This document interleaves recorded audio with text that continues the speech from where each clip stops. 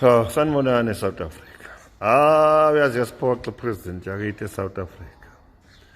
Uyabona ke labelungu ade bathembile ade uhambe nabo. Uyabona ukuthi bakushintshele kanjani eAmerica. Yini lento de beyikhuluma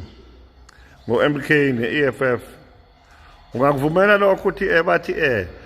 anisifuni eParliament. Mina ngiyi-ANC kodwa ngeke ngize ngikusho ukuthi angiyifuni i-EFF eParliament ne-MK. Ngakutshena kudala ngathi abelungu abakufuni kodwa nina niyojoyina bona nithi kungcono nihlale abanifuni bakutshengisile-ke izolo ukuthi abakufuni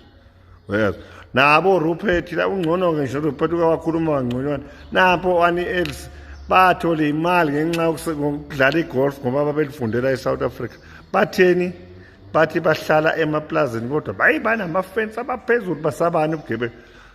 rubbish water uTrump akakunika ngisho nesikhathi ukuthatha njengathi awulutho wakutshengisa izithombe izinto ezingekho ngawuvese wasukuma same time umtshela utlalela la ngizele ngazonke lezi zinto ngizokhuluma ngetrade wena na ufuna ukukhuluma ngalokhu kungcono mina ngihambe mdla ufuna uthi unenkampani eziwu6 wozoyithatha lezi nkampani zakho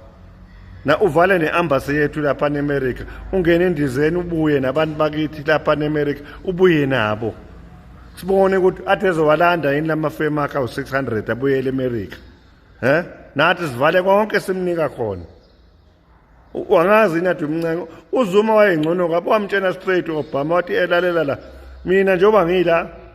ngimele izwe lase-Afrika le ndaba yokuthi wena ukhulume uthi iSouth Africa what angeke mina ngiyimele lento watshena uObama uZuma etshena uObama mhlamba umkhumbula emtsheni uObama utlalela la mina njengoba ngilama ngisakhulumela indaba yeSouth Africa khulumela iAfrika yonke yabo njengakuthi uphumile izolo wahamba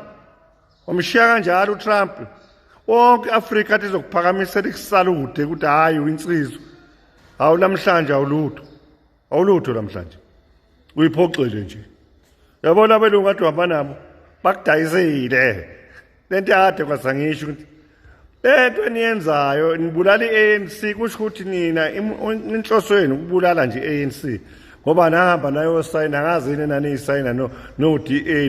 no Freedom Front ungayosayina nabantu abasibulalayo usayine nabo ukuthi ufuna ukuphatha iSouth Africa bazwela ukuthi batheni ngathi bathini manje lapha uke wakunika neshansi ukuthi ukhulume